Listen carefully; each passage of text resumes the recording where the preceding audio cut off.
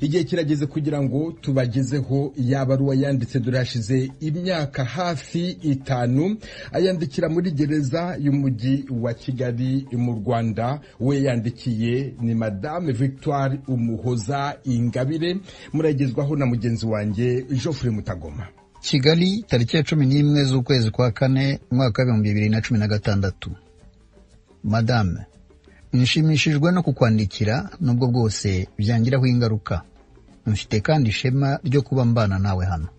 Ndinde navukiye Kibeho ku itariki ya 25 z'ukwezi kwa 7 mwaka wa 1981.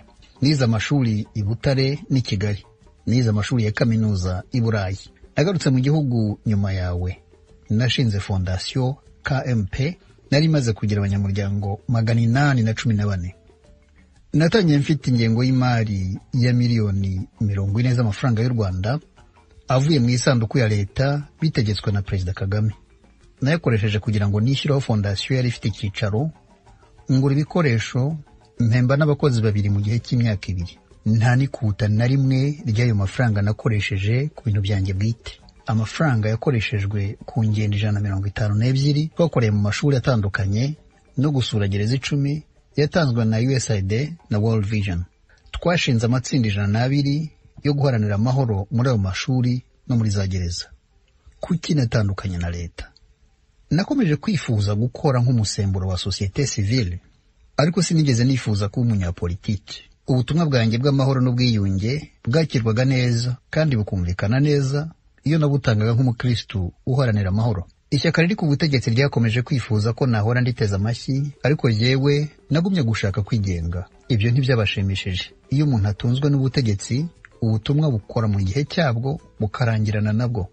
Kuri yewe ubutumwa bw'imbabazi n'ubwiyunge ni ubutumwa burenza abantu, ni ubutumwa buturuka ku Mana. Kuri ye imbabazi ni impano y'Imana kandi ishobora guhabwa abantu bafite gushaka kwiza. Kugira ngo nshobore gukorera mu gihugu kandi ntari mu ishyaka riri ku butegetsi, byabaye ngombwa ko mpimba indirimbo mu gihe cyo kwibuka, mbona zifite uruhande zibogamiyeho kandi zituzuye, ndetse nsanga na politiki y'ubwiyunge ituzuye.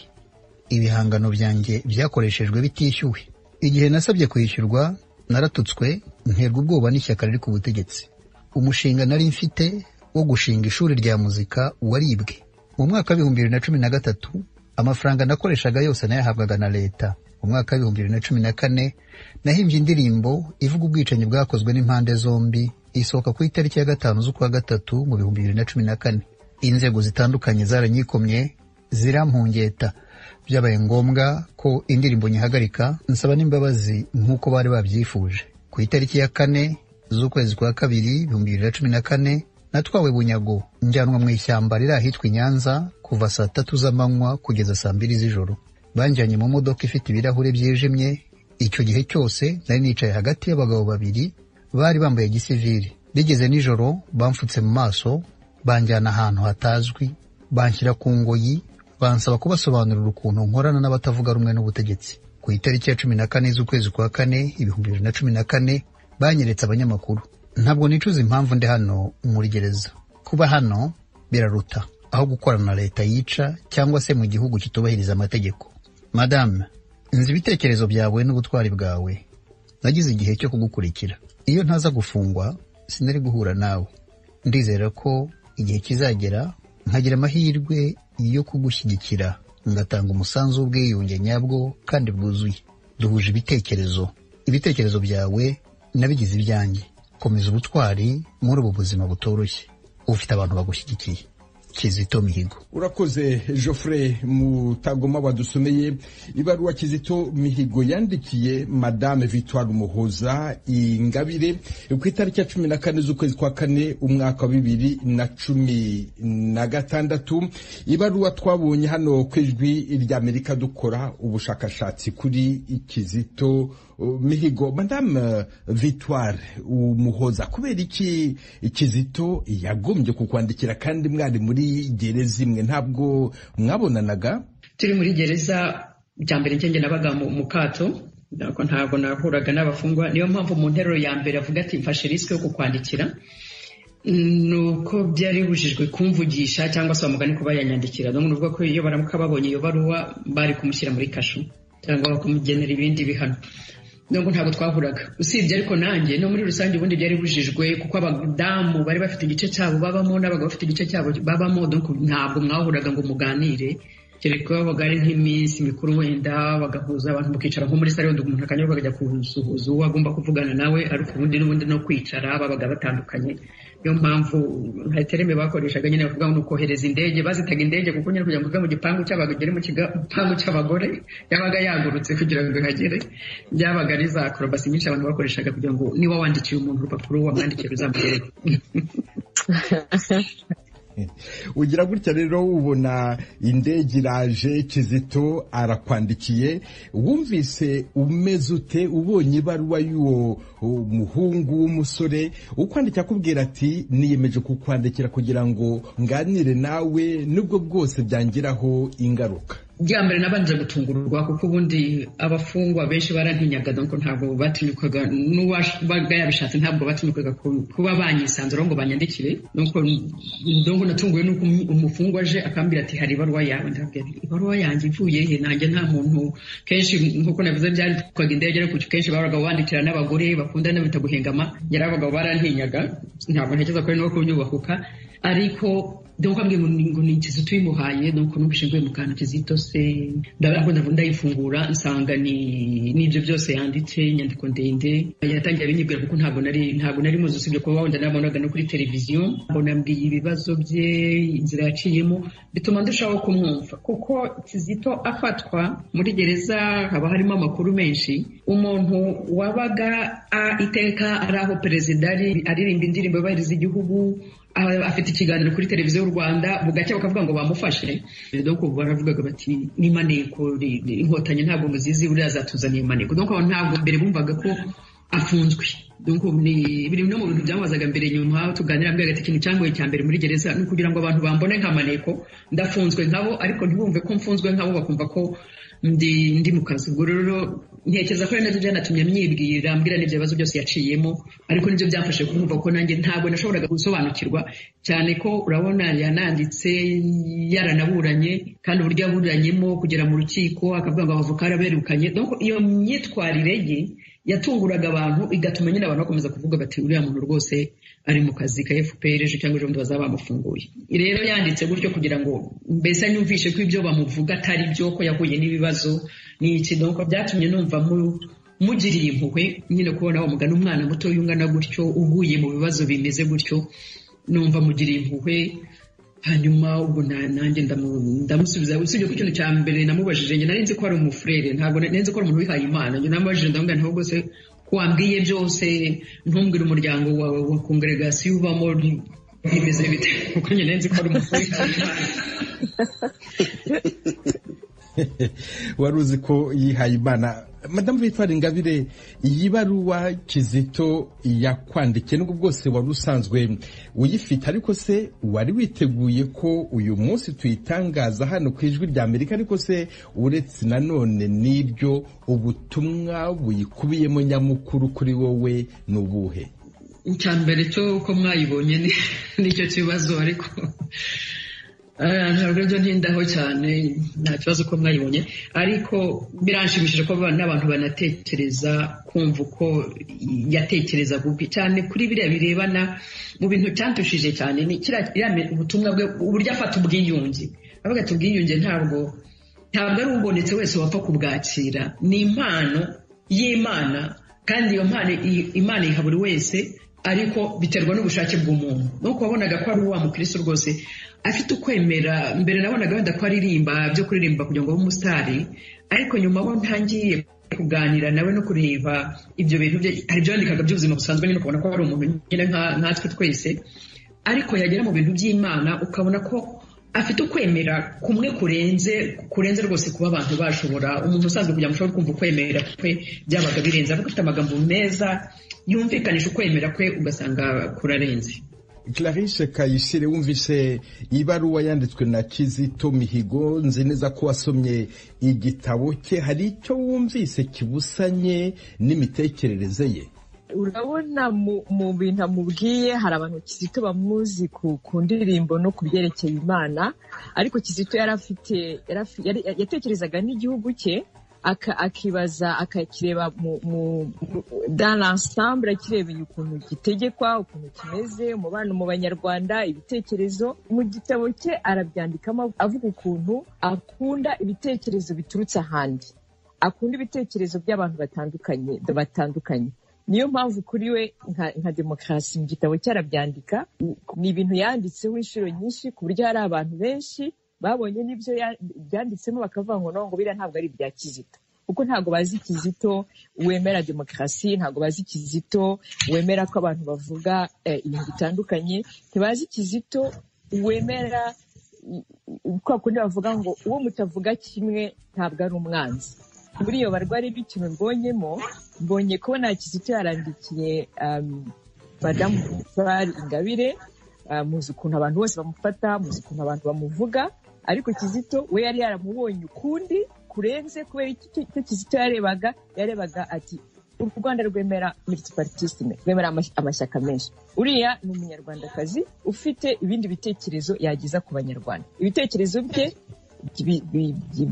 yari yaramwumvise ukuntu yavugaga, yabivuze ati ibitekerezo byawe ndabyibona mwibuke.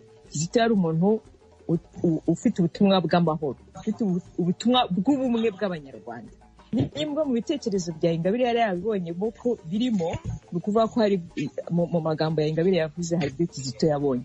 Ibintu yanditse rero mu gitabo cye n'ibintu yanditse muri iriya barwa ni kimwe, kireka utakwemera ibyo Kizito yavuze, ariko igihe ahantu mbyemerera kugira ngo, kuko hari umuntu wambwira ati we ntabwo muzi, ntiwamumenye kuko yamumenye yarapfuye, nuko Kizito na yabarwa y'ubushize mwarayumvise yaturutse mu nshuti ze, ni umuntu wemeraga ibitekerezo bitandukanye by'abantu. Ibyo byonyine birahagije n'ahantu wenda kugira ngo yemere kubyo Kizito yavugaga ari Kizito koko. Mwibuke ni naho mufatira kuvuga, rero naramufatira ku magambo yivugiye ubwe, amagambo yivugiye, utavuga ngo nibyo yanditse ntabwo tubizi nk'ababishidikanyaho. Ni ahantu yatanze ikiganiro mu musanzu w'umuhanzi na niyo mugabo, yari umukatolika w'umuhezanguni, ajya kuzana uwundi muntu wemera Imana ya kinyarwanda utemera n'Imana, aravuga ati jewe sinshaka kuvugana n'umuntu duhuje ibitekerezo ko ntacyo binyungura. Aho niho mbona ko yarafite icyo cya demokarasi ku buryo bitantangaje. Jean Paul Samputu, iyi baruwa Kizito Mihigo yandikiye Madame Victoire Ingabire, wowe wayandika?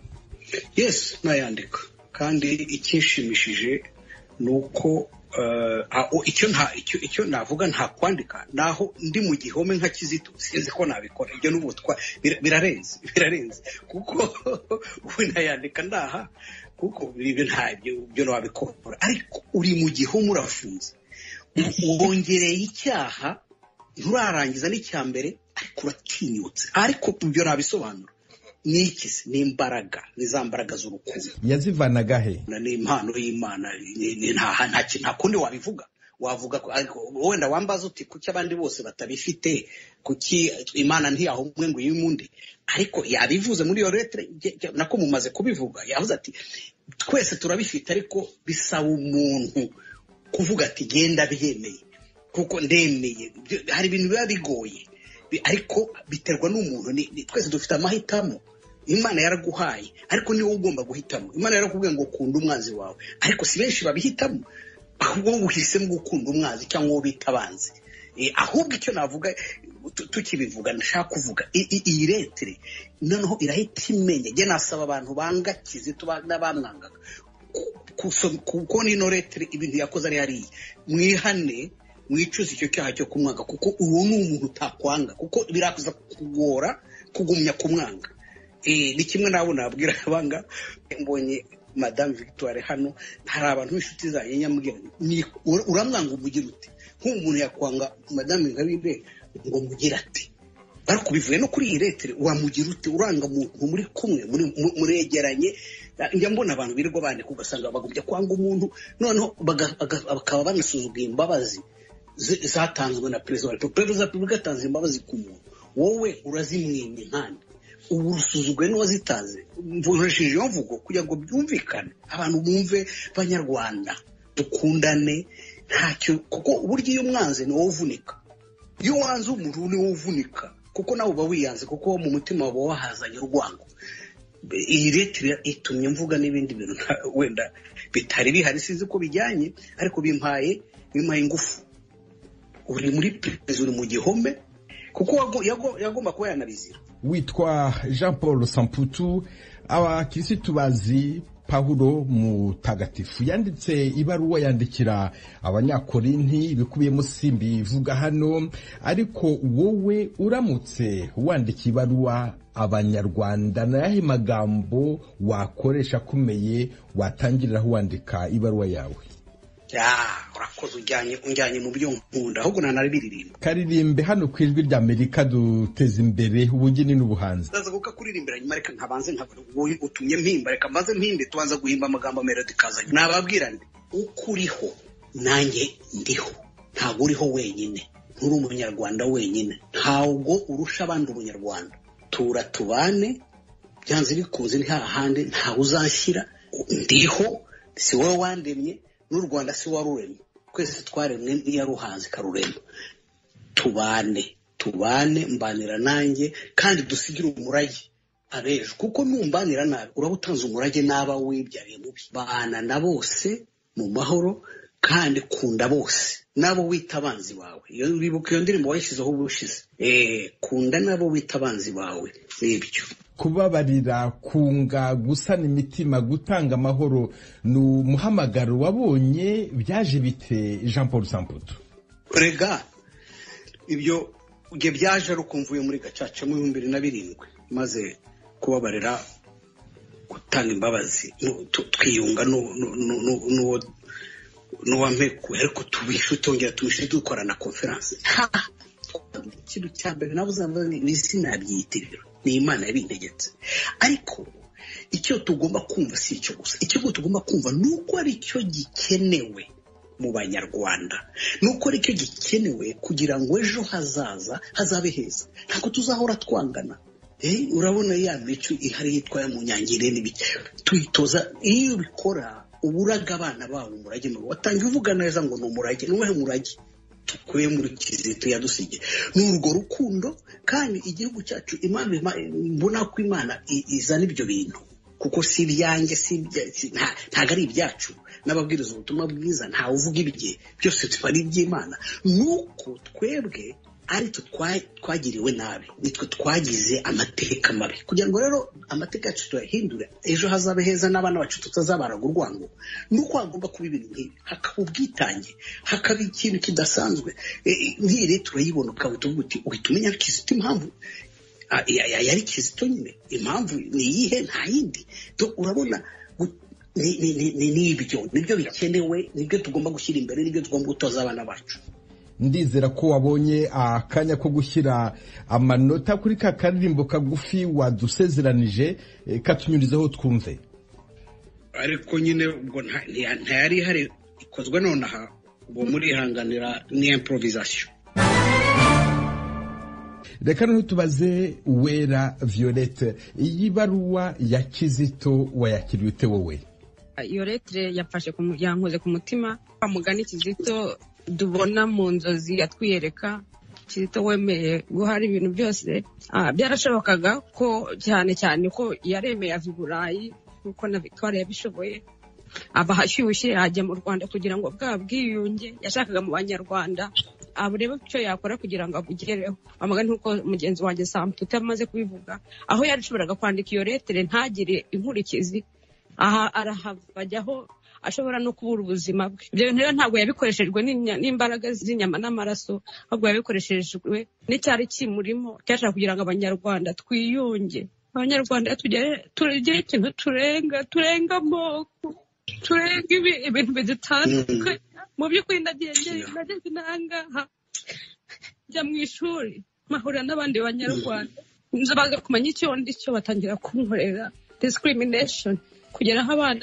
b'abashinwa n'abazungu baza bakambaza ati ayuwe hutu uri umwicanyi kandi mu by'ukuri ntabwo abahutu bose bishe ntabwo abatutsi bose ntabwo abatwa bose batisha, ariko Kizito aremera ajya mu Rwanda mu ivumbi, aremera arafungwa, arabyiyambura, aremera arafungwa, yemera gushyira ubuzima bwe mu kaga kugira ngo abanyarwanda tugire ibyo bintu tubirengeho. Dufite igihugu, ndi igihugu Imana yaduhaye mu by'ukuri. Ntabwo abatuza abaterura ngo bajyane mu kindi gihugu, abatutsi ntuzabavana mu gihugu, abahutu ntuzabavana mu gihugu.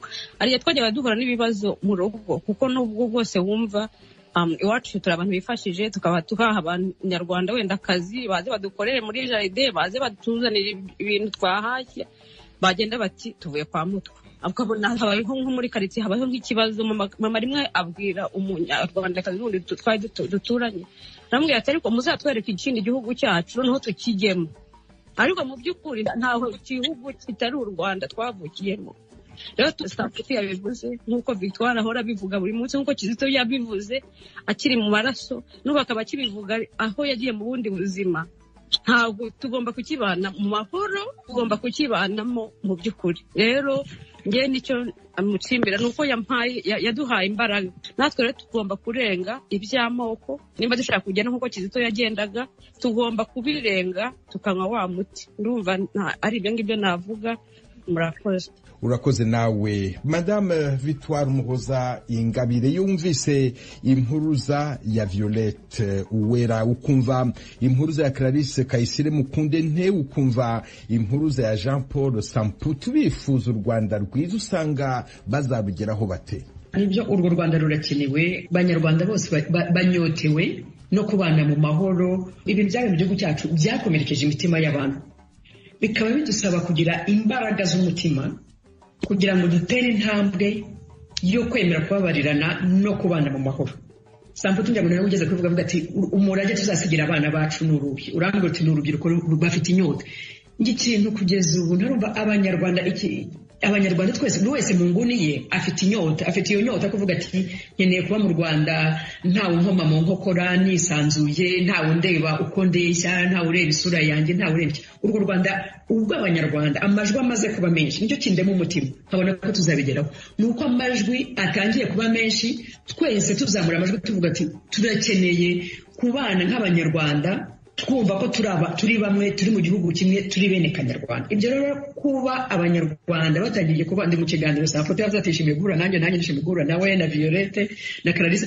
Donc kuba twese turimo tuvuga ikintu kimwe, duhereye rwose kuri Kizito umurage yasize, tukaba turimo tuvuga tuti Abanyarwanda banyotewe no kubana hamwe, kandi uko turi hano tukaba tuvuga tuti ibyo bintu birakwiriye. Niba ayo majwi abaye menshi kandi aturuka mu mpande z'Abanyarwanda, mu bice byose Abanyarwanda bibonamo, uko amajwi agenda aba menshi azamuka, mpora mvuga iteka, nta na rimwe umwijima uzaganza urumuri, ntibishoboka. Ni ukuvuga ko ayo majwi yifuza ko Abanyarwanda babana mu mahoro bashyize hamwe, uko azagenda aba menshi n'urumuri rurimo rucanwa mu Rwanda, umwijima ugenda ujya ku ruhande. Icyo nifuza ni uko umunyarwanda wese aho ari yumva ko agomba gucana urwo rumuri rwo kubana mu mahoro turi Abanyarwanda. Mvuga nta munyarwanda uzagira amahoro ari uri ku butegetsi uyu munsi, ari uri hirya, ntawe uzagira amahoro igihe azumva ko adashobora kwemera mugenzi we atabona kubahuje. Ntabwo bizakunda. Kugira ngo tugire amahoro arambye nuko twemera kubana nk'Abanyarwanda. Ayo matara rero ndasaba ko akomeza gucana kandi tuzabigeraho.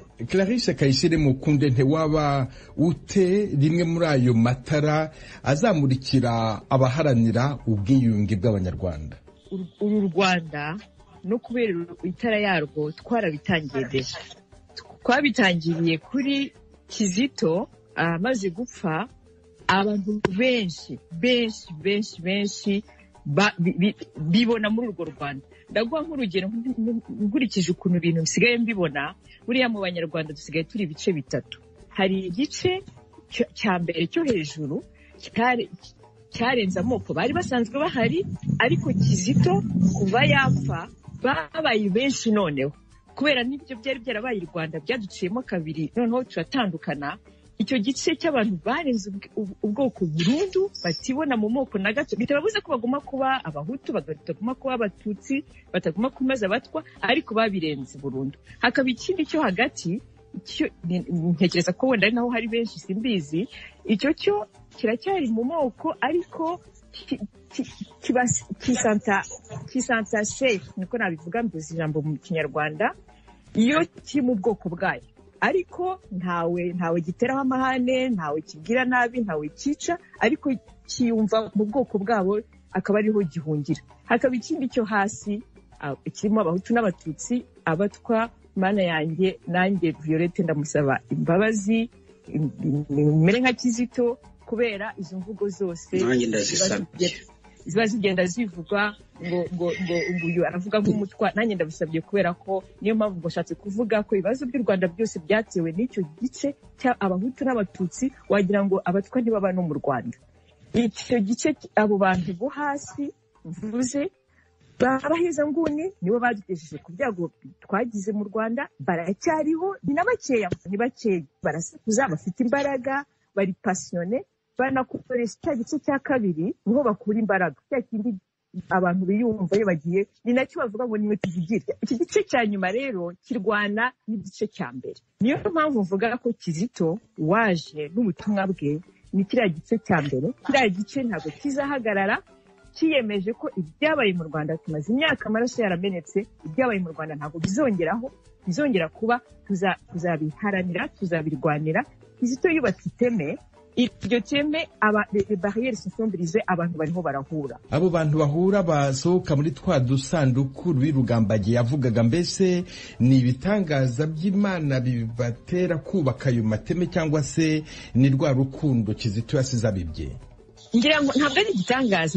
Hari ijambo Kizito yaririmbye, niyo naryo ngenderaho mpora mbivuga, mbabare kongera kubisubiramo, ko twagiriwe urwango tuzaba abahamya b'urukundo.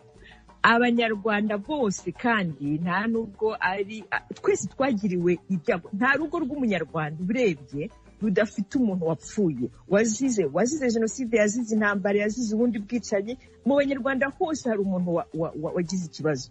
Ahubwo ikintu navuga ni ubu ngubu abantu bose bakora politiki, amaparti yose, ndarishimye ko Ingabire ari hano akora politiki. Ubutumwa bwa Kizito, filozofi ya Kizito, nabagira inama yo kubishyira muri porogaramu zabo politiki, kuko ubutumwa bwa Kizito, filozofi ye nibyo bizategeka u Rwanda mu myaka iri imbere, kuko Kizito yashatse u Rwanda rwunze ubumwe, urwo Rwanda rwunze ubumwe ruzategeka u Rwanda, n'ibitekerezo bya Kizito bizategeka u Rwanda. Politiki idafite ibyo bitekerezo bya Kizito ngo bishyire muri porogaramu yayo, iyo ngiyo abanyarwanda bazayijugunya, kubera ko ntabwo u Rwanda tuzongera kurwana, ntituzongera amoko yo tuzayagumamo kuko ari ayacu, ariko byararangiye, nta muntu uzongera kwibona ku moko, kandi ibitekerezo bya Kizito nibyo bizayobora u Rwanda, kubera ko yashaka u Rwanda rwunze ubumwe, u Rwanda rw'amahoro. Yaranabivuze ati ikintu kizanshimisha ni ukubona u Rwanda rwunze ubumwe. Jean Paul Samputu, mu kanya washushe n'usaba ijambo igihe Clarisse Mukundente yasabaga imbabazi Uwera Violette, ntukaneganwe ijambo, vuga iki kuri ku mutima. Violette n'abandi babyumvireho, sabye imbabazi kuko tubaha ikiremwa muntu Imana yiremeye kitwa umutwa. Ibintu byabaye mu muco wacu wo kunena, ndasabye imbabazi, ndihanye, kandi yewe ubikubwiye ndirimba intwatwa, kuko mbikubwiye namenyekanye muzika, namenyekanye kubera ko natangiye kurimbira intwatwa, niho namenye. Ndabivuga mbizi kuko mfite nabo twazanye tsinda competition internationale, nafasha abatwa bari tuzana, n'ubu turakorana, turabana. Sinzi n'umuntu witwa Nyabyenda uramuzi, turaririmba na tubana hano Tawa, n'ubu tuvuye muri studio gukora indirimbo ivuga ngo ibyiza biri imbere, dusingire biri imbere. Yewe ndi umuntu nanjye bagita umutwa, kubera ko nzi kuririmba nk'abatwa, ndanabikunda cyane. Mbivuze rero mbizi, Imana idufashe n'abandi bazace bugufi, babwira abatwa bati turababara, dusabye imbabazi. Kuko niyo umuntu atubashye ikiremwa muntu, ni Imana ubu utubashye. Umutwa yaremwe mu shusho y'Imana, nk'uko umututsi yaremwe mu shusho y'Imana, nk'uko umutwa yaremwe mu shusho y'Imana, twese turi umwe. Ndagira ngo nonge mu rya Samputu na Clarisse abasabye Violette imbabazi, nanjye nce bugufi mubwire ngo nsabye imbabazi, kuko hari amagambo yavuze subiye muri njyewe nsanga narabivugaga, kubwira umuntu ngo wamutwa we, umuntu yakora nawe ngo abatwa ngo babaye bate, cyangwa bira byo gutera urwanya wa mugani bakubwira ngo utanga igipara cyangwa iki kikajya ku mutwa.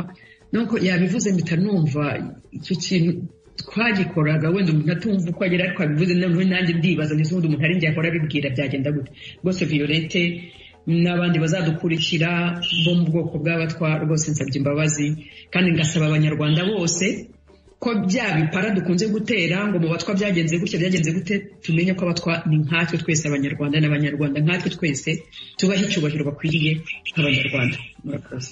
Urakoze nawe Uwera Violette, izo mbabazi zisabwe umuryango w'abatwa n'ubwoko bwabo bwose ni wowe zisabwe n'ibintu tutari twateganije muri iki kiganiro ariko se urazakiriye?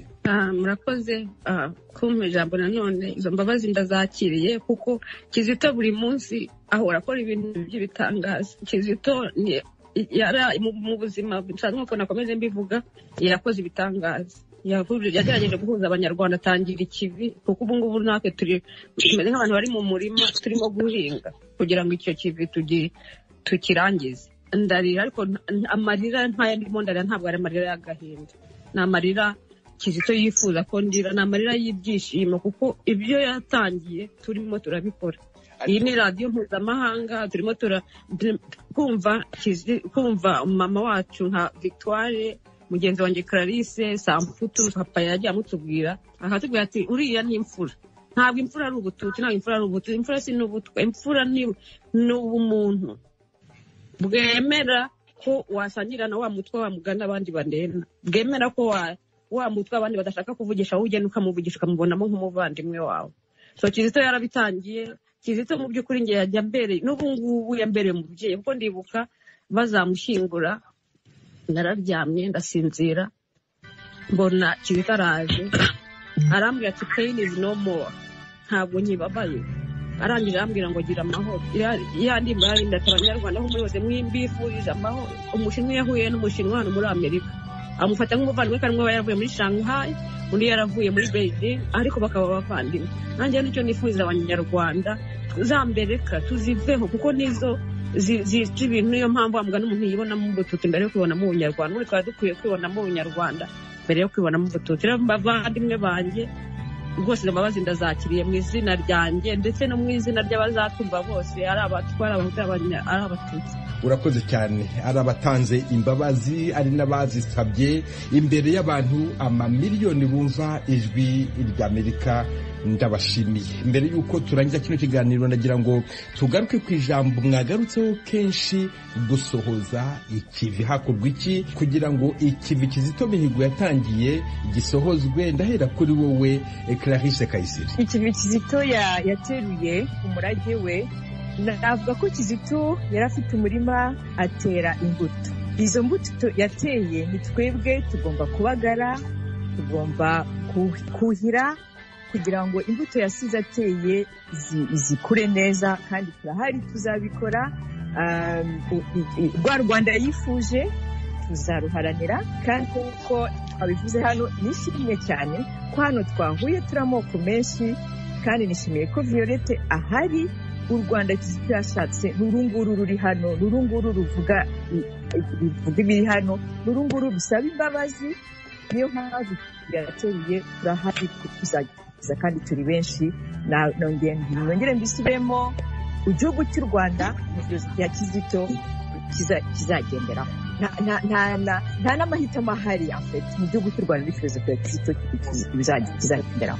Kuri wowe Uwera Violette bizagenda gute? Ikivi cya Kizito kizasohozwa nanjye nawe, kandi nkuko yarinye ngo mwana wanjye uzaba intwari. Mu kazi kose dukora tuba intwari, mu bihugu byose turimo ku isi tuba intwari, twerekana ubumuntu Kizito yashatse ko twerekana. Ndumva ari ibyo ngibyo tugomba kuba intwari, kandi mwese mbifurije amahoro. Hari abatumva ndetse n'abazatumva igihe kizakurikiraho, bose mbifurije amahoro. Murakoze. Twumve noneho Madame Victoire Ingabire icyo wabitekerezaho. Ku kivi cya Kizito ko tugomba kugisoza nuko abanyarwanda tugomba kwemera kubana neza kuko nta mahitamo dufite.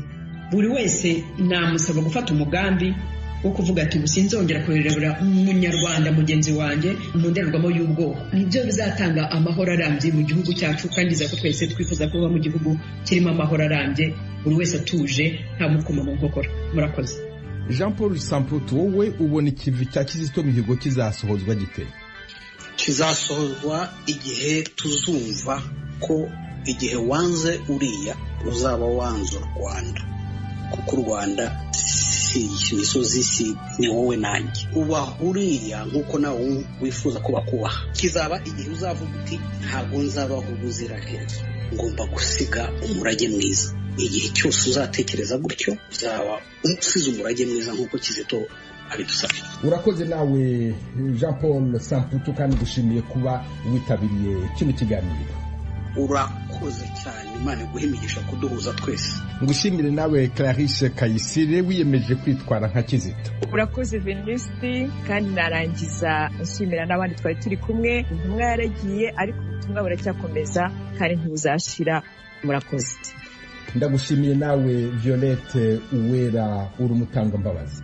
Murakoze, nanjye ndabashimiye bavandimwe banjye. Reka icyo kivi wa mugani, abuhira buhire, abasarura basarure, n'abatera batere, kuko tuzahora tubikora buri munsi. Murakoze cyane. Ngushimire nawe Victoire Muhoza Ingabire wadufashije kumva Kizito mwabanye muri gereza. Ndagushimiye nawe Venuste, nshimiye n'abo twabanye muri iki kiganiro. Mbashimiye cyane umugambi mwiza bafite wo gutuma impano Nyagasani yatije u Rwanda niyo Kizito Mihigo tutazamwibagirwa, atazazima, kandi n'ibitekerezo bye bitazazima. Murakoze. Aha niho turangirije ikiganiro twari twabateguriye ku murage wa Kizito Mihigo, hamwe na Geoffrey Mutaguma wafashije kugitegura, na Etienne Karekezi wagihagarariye. Mbashimiye kuba mutega amatwi ijwi rya Amerika buri munsi, kandi muri benshi. Mukomeze kugira amahoro y'Imana. Mwari kumwe na muri kino kiganiro ku murage wa Kizito Mihigo. Abatumire bacu ni Uwera Violette, umunyarwandakazi utuye Boston muri Leta Zunze Ubumwe za Amerika, aho akorera impamyabushobozi y'ikirenga ku mategeko mpuzamahanga agenga uburenganzira bw'ikiremwamuntu, International Human Rights Law, muri kaminuza ya Massachusetts. Ikaze ku ijwi ry'Amerika. Murakoze cyane kumpa ijambo no kumpa ikaze. Undi mutumire wacu ni Ingabire Umuhoza Victoire, ni umunyapolitiki utavuga rumwe na leta, yabanye na Kizito Mihigo muri gereza ya Kigali, ni inshuti ye. Ikaze ku ijwi ry'Amerika. Murakoze kunyakira muri iki kiganiro, ndabashuhuje. Undi mutumire wacu ni Clarisse Kayisire Mukunde, umunyarwandakazi ukorera leta ya Canada, akaba yiga itangazamakuru muri kaminuza y'i Quebec, n'umwe mu bagize itsinda Kizito Mihigo Spirit, abantu biyemeje kugenda nkawe, bakitwara nkawe. Muri make, kuba ba Kizito atuye mu mujyi wa Ottawa.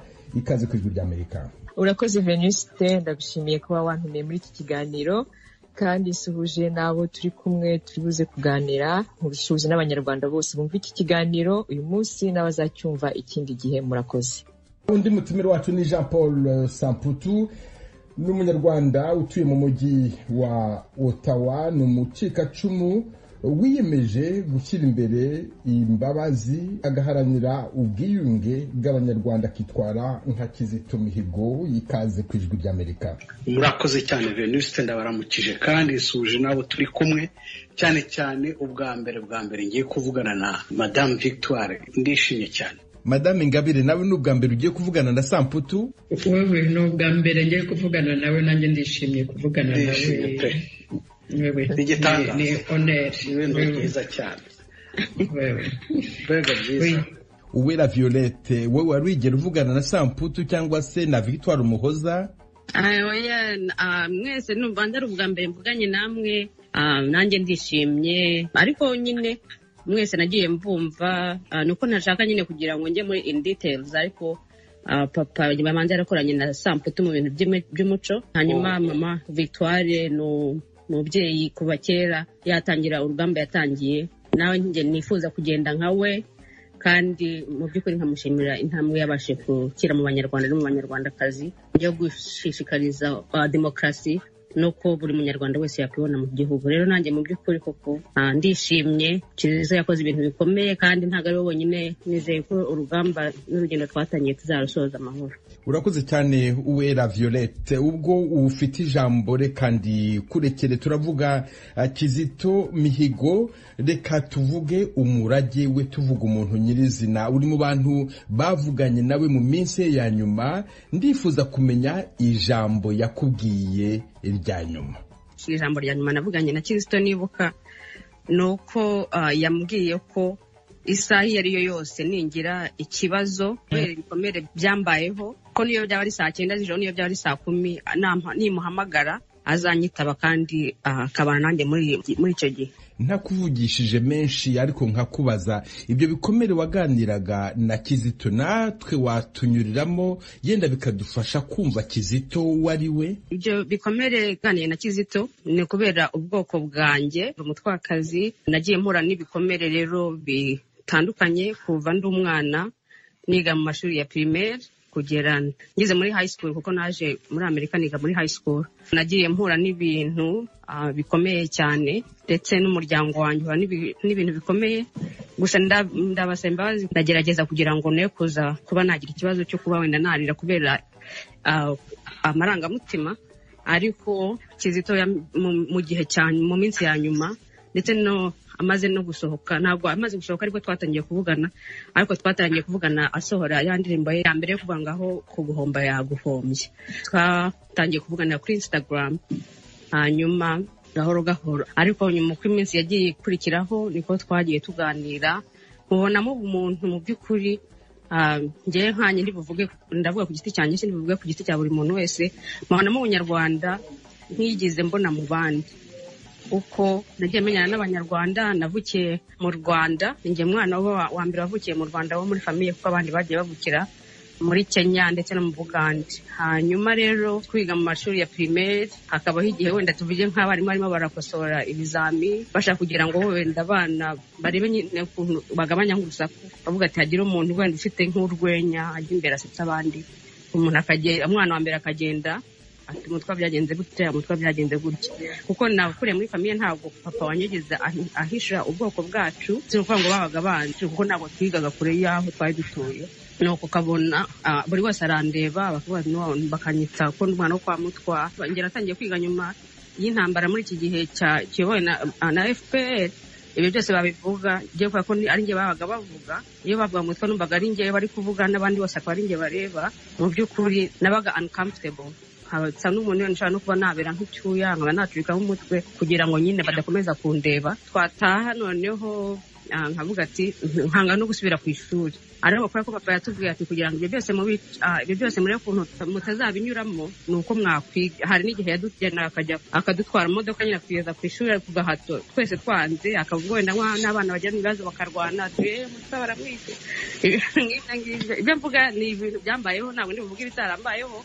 Hanyuma papa wenda yaza nko kuteba, papa wacu ni umuntu uri proud, akaba anakunda abakobwa be cyane, afite abakobwa benshi, so yaza ku ishuri kutureba just no wenda tuzaniye nk'aka biscuit agashokora, kubera ko nyine ashaka kugira ngo atube hafi nk'umubyeyi, kugira ngo arebe ko nyine twakwiga. Bati yewe mutaraje, n'abana batoya, nta n'ubwo ari n'abantu bakuru babikoze.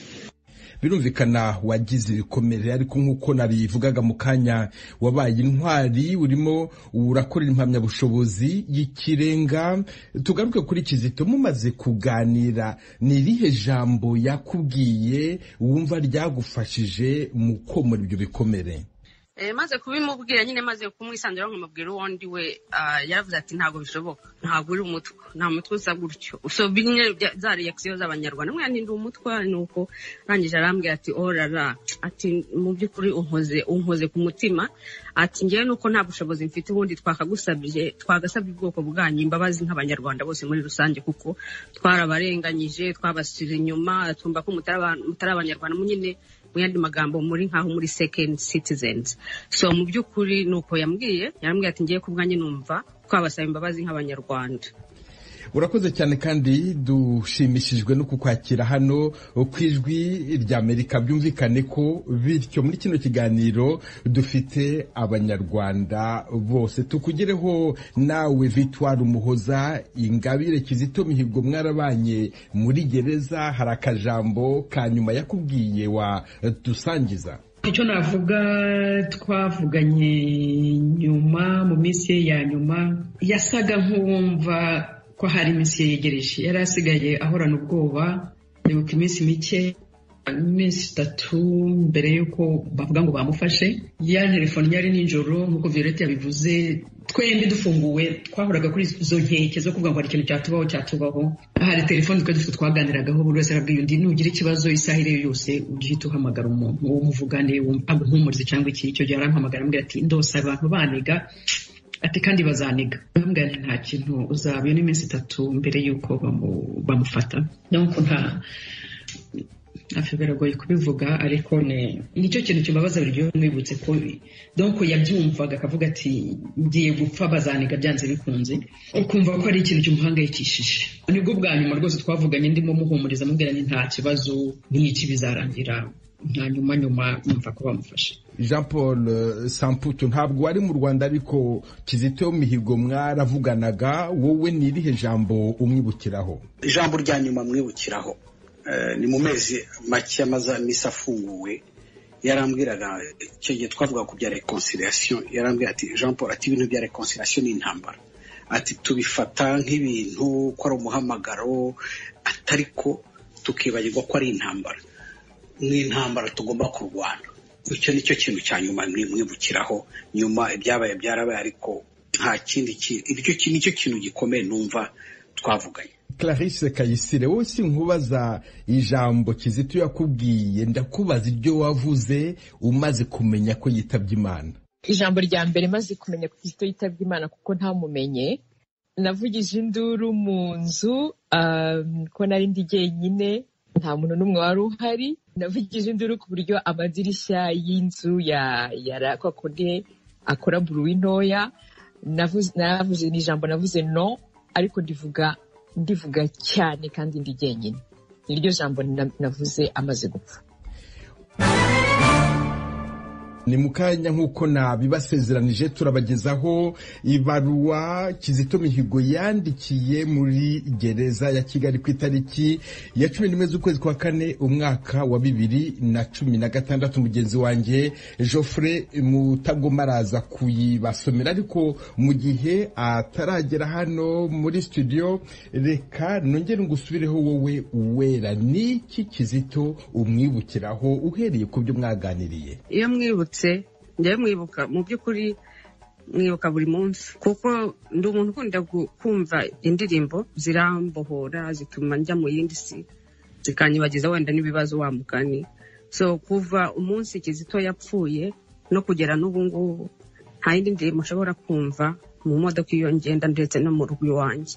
Iyo numvise Kizito nk'umuntu, ubonamo ubunyarwanda nabwiwe n'abankuriye, bambwiye ko ubunyarwanda ari ubumuntu butareba amoko, ubumuntu butareba social status, ubumuntu bwakira umuntu uko ari, mukamufasha mu rugendo rw'ubuzima.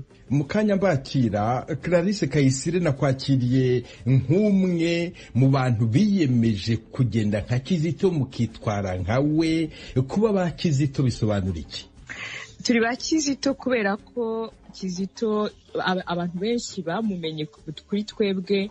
Abenshi bari muri iyo groupe bamumenye Kizito amaze gupfa. Abari bamuzi akiriho ni nka 2 gusa, abandi bamumenye amaze gupfa. Noneho n'abantu bari barakurikiye, abenshi bamukurikiraga kubera ko yari umukristo, ariko hari n'abandi benshi bamukurikiraga kubera izindi ndirimbo ze. Hakaba n'abandi bamuvumbuye amaze gupfa. Buriya yurebye nko muri Bibiliya yanjye, kujya muri Bibiliya nubwo nge ntari umukristo, hari ukuntu Imana yoherezaga intumwa buri gihe mu gihugu cyabaga kirimo ibibazo, kirimo intambara, cyangwa abayisiraheli badohotse, noneho ikabohereza intumwa. Na Kizito rero Imana yamwohereje nk'intumwa yo mu Rwanda kubera muzi ibibazo twagize, donc habaye jenoside, haba n'ubundi bwicanyi Kizito yise ngo butiswe jenoside. Imana imwohereza muri icyo gihugu kibayemo ayo makuba kugira ngo azane ubutumwa bwe bw'amahoro n'ubumwe.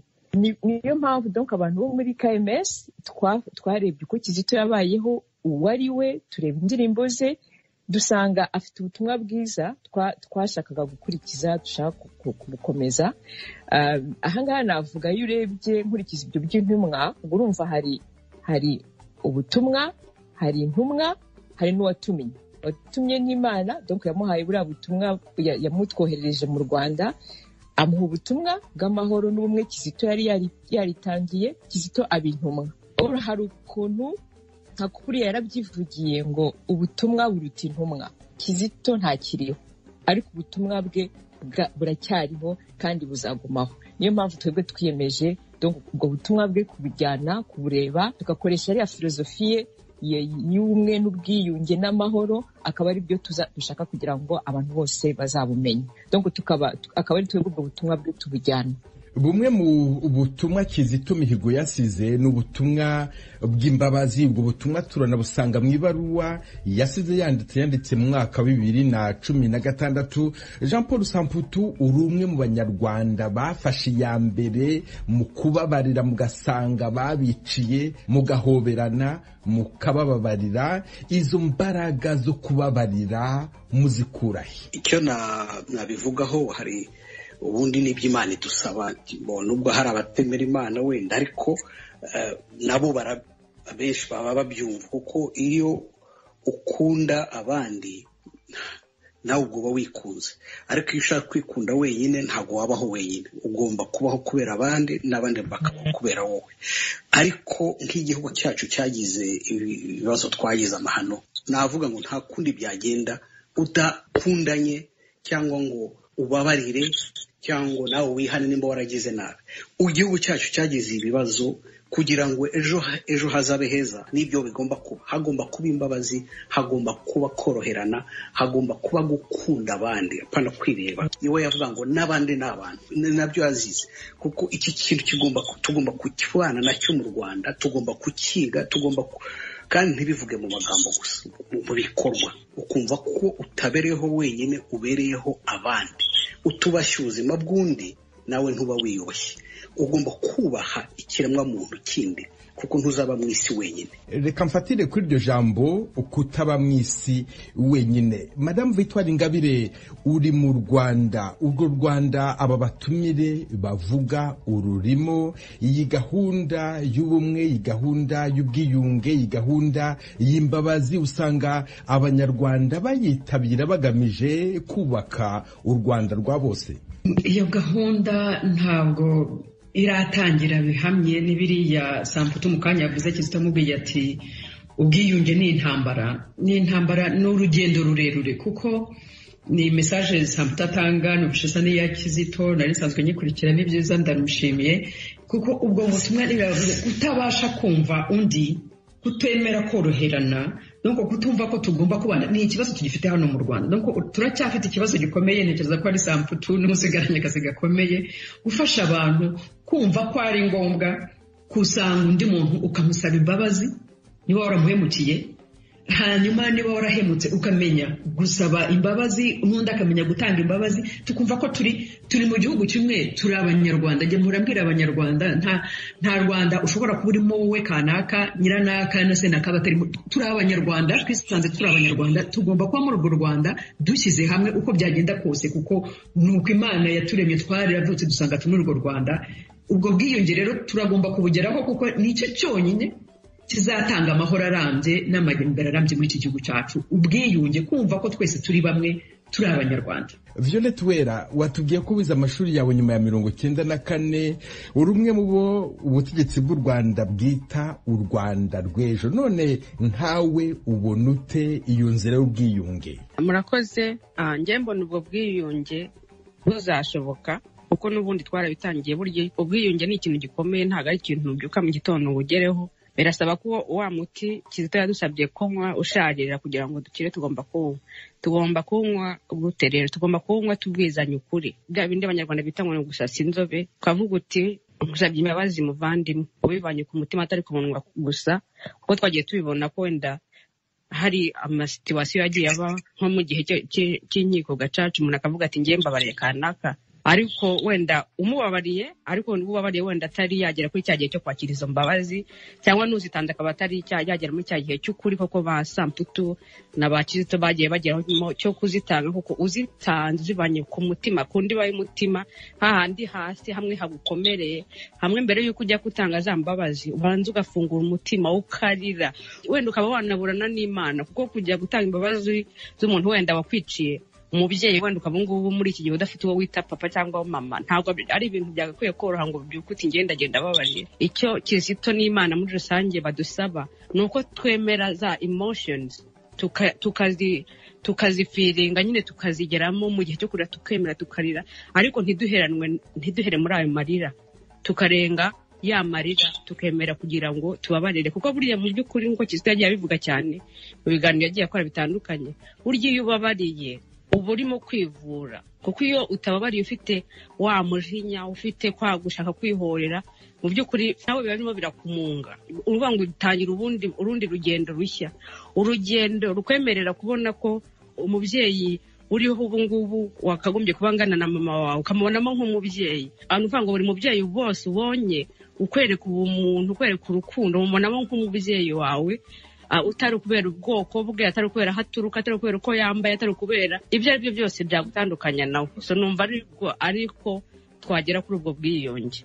Mukomeje kumva radio ijwi ry'Amerika ivugira Washington DC mu Kirundi ni Kinyarwanda dukomeje kuganira ku murage wa Kizito Mihigo nkuko nabibasezeranije.